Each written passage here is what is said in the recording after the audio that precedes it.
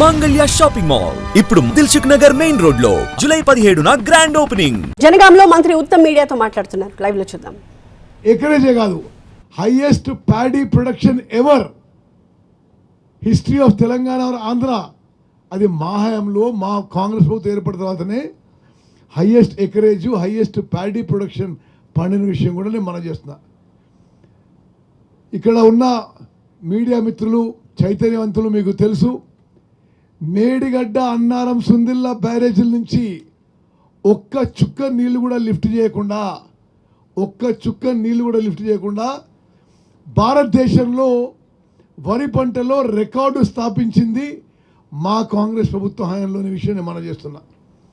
ఈరోజు సుమారు ఈ సంవత్సరం, ఇది ఈ పోయిన వానాకాలం, ఈ యాసంగి పంట రెండు కలిపితే సుమారు 300 లక్షల మెట్రిక్ టన్ల వరి ధాన్యం తెలంగాణలో పండించడం జరిగింది.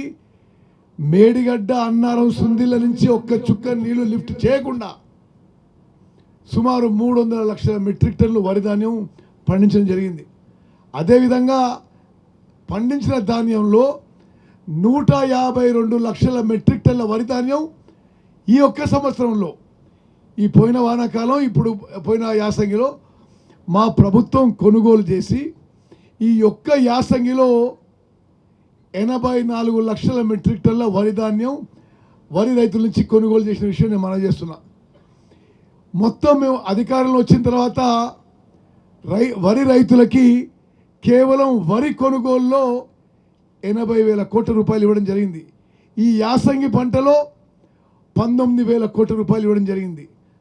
ఇది గత 2.5 ఏళ్ళు 3 ఏళ్ళు మేము అధికారంలో వచ్చిన తర్వాత.